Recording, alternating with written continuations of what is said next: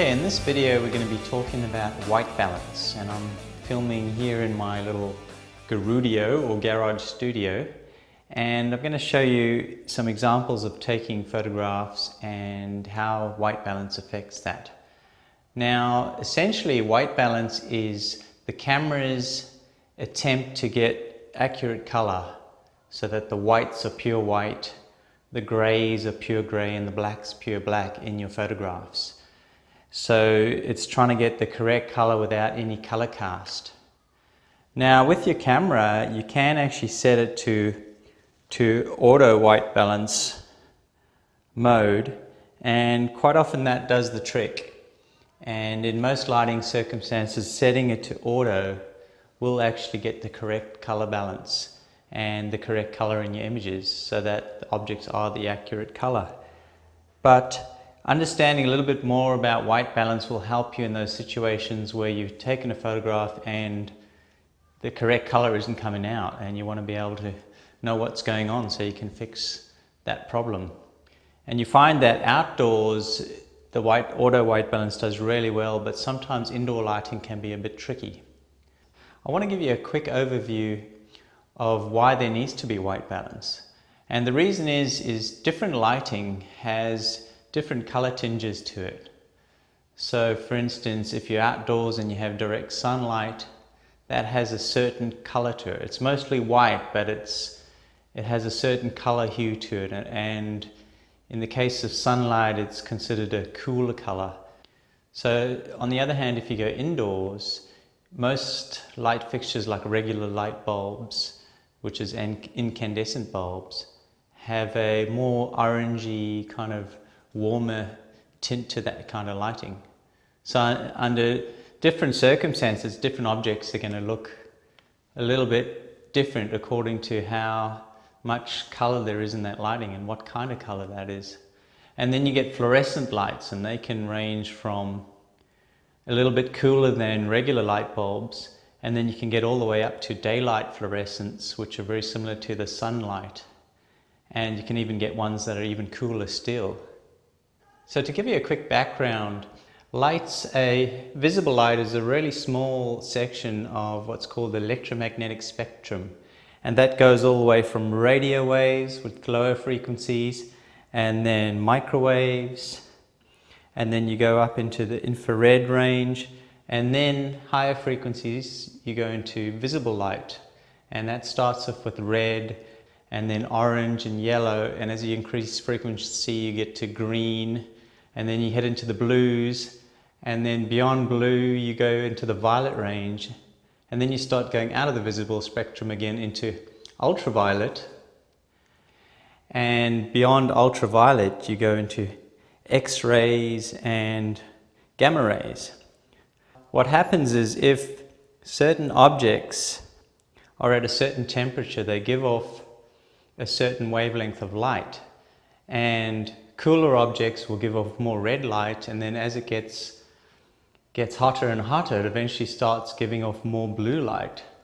So when we're talking about our actual light sources, like a light bulb, the light bulb is not burning as hot as the sun, so it actually produces a redder light, and then as you get to the sun produces more blue wavelengths, so it's a cooler light. So although you're looking at, they all look pretty much white, there's different tinges. And you'll notice too, if you're in a room and you have a regular light bulb in a lamp, it gives off quite a yellowy, warm orange light. And then if you switch that off and you put on a fluorescent light, like you get in offices, you'll find that that's a lot cooler. It's more of a pure white source, really, less orange and red in it. So what I'm going to do is I'm going to show you some examples quick of how that works. So I've got a few objects here. Now white's not always pure white either. Like there's different things that are slightly different tinges. Like some things will be a slightly warmer white, there'll be more red in them, and some things will be bluer white. So here I have an example of just a few objects, grey object, something with black and red and blue, and then two different white objects as well as some white paper. So I'm going to set it to auto white balance just to show you what that can do. And we'll take a quick shot of that with auto.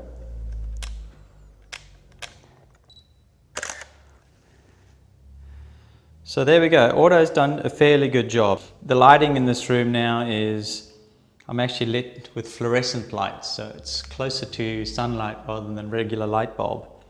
Now if you're finding that auto white balance isn't doing the trick, these cameras also have modes where you can actually set the white balance to the conditions you're in.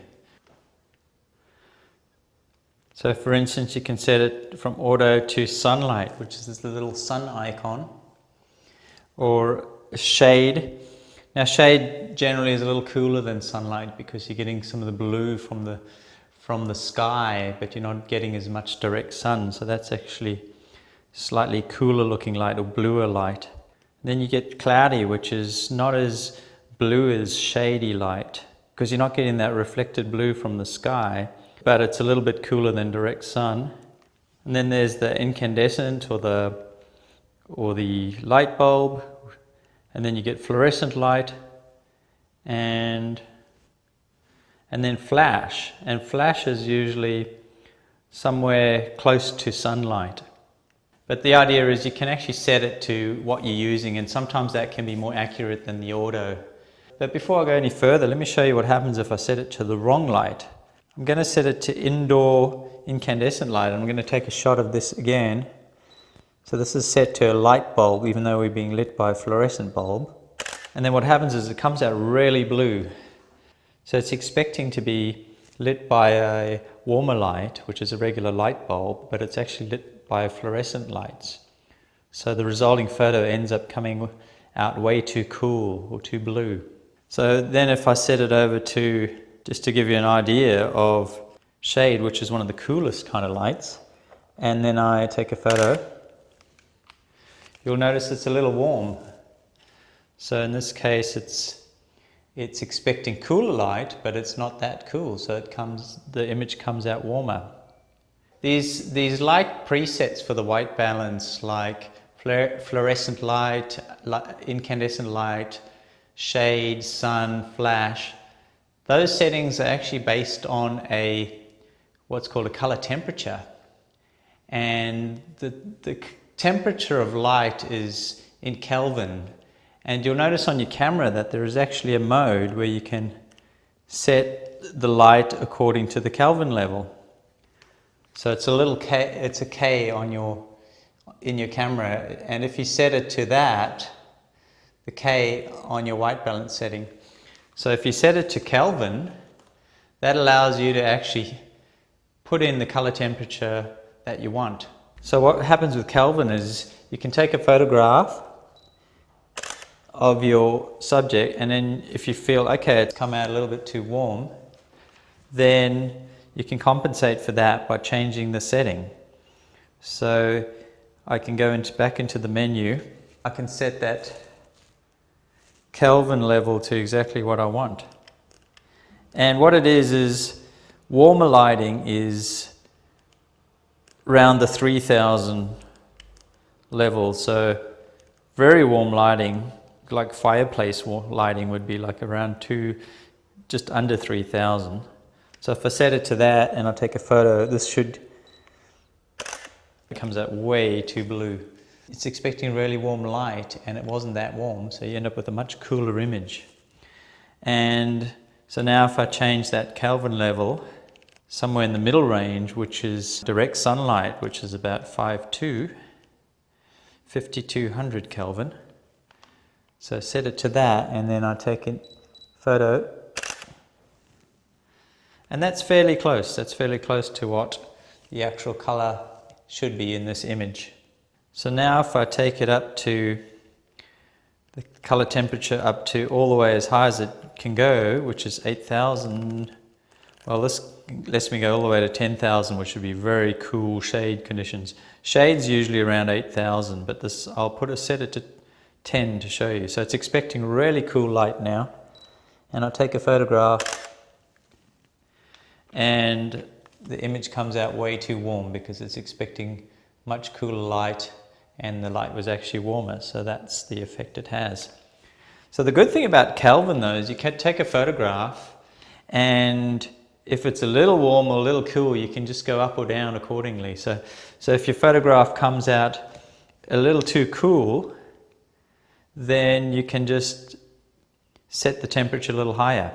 And if it comes out a little too warm, then you set the color temperature to a little lower, and then it'll even out. The real benefit of having Kelvin is if you're shooting with more than one camera, like if you're doing an event where you have 2 or 3 photographers taking the photographs, you can actually set each camera to a certain Kelvin setting for your whatever the environment is, whether it's in a church or outdoors. So you can set it to a known Kelvin, like let's say you set it to 3000, and you set all your cameras to 3000, so the color will be the same on all your cameras because the white balance is set the same. So it's really handy for those kind of situations. Now another thing these cameras have, DSLRs have, is an option to shift the white balance. So if you're in a mode where either auto or one of the other modes where you've chosen fluorescent or shade or any of those preset modes, and you take a photo of the object.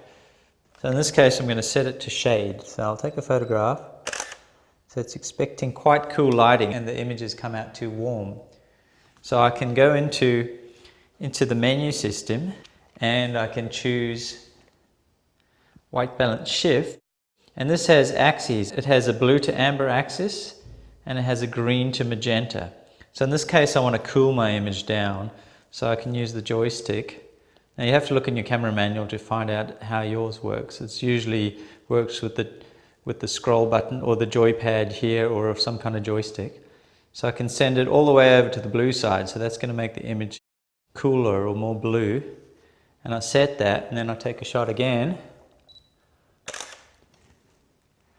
And you can see, compared to the image before, that was warmer and now we've got cooler light. So that's handy if you've used a setting and you just want to warm up the image a little. It's a way of just warming it up or cooling it down depending on how your photographs come out. Or if it's a little too green, you can pull it down the magenta scale and bring a little bit more warmth and remove some of the green from your image. So that's a really handy feature.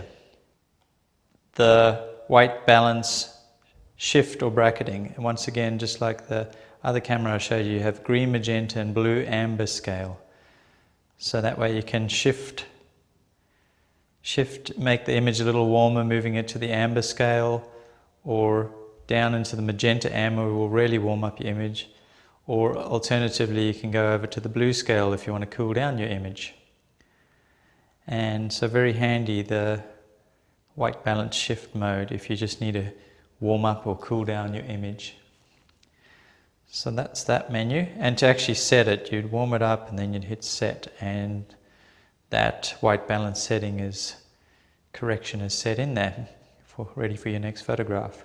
So I'm going to show you some examples on the computer of correct white balance and incorrect white balance. See, what you want to do is when you're taking photographs, you want to have it fairly accurate because there's limits to how much you can adjust the white balance on the computer. Okay, here we have Trivial Barn Cat. Now this is correct white balance, and here's an incorrect setting of tungsten or indoor lighting, and here's a incorrect setting of shade, which shows you a much warmer image because it's expecting it to be a lot bluer light.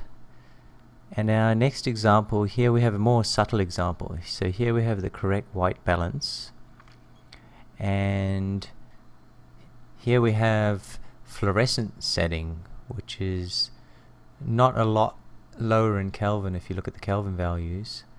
And finally we have daylight, which is a little higher in temperature, so it results in a warmer image because it's expecting bluer light as well. So most times you want to get accurate white balance, but you can actually play with the white balance to get some nice creative effects. So in this example I've turned the Kelvin all the way down to 2150, so it's expecting a really warm lighting, and it's an outdoor scene, so it's basically blown out the blues, made a real cool image. But it's kind of cool because it has that like electric blue effect.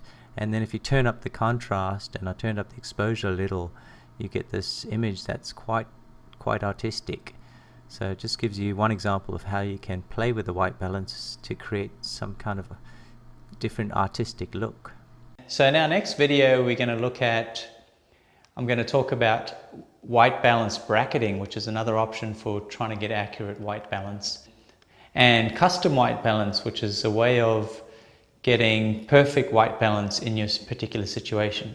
Because sometimes you may have mixed light or unusual lighting circumstances, and custom white balance really gives you pretty accurate color for those situations. So jump into that next video and learn how to do custom white balance and white balance bracketing. Thank you.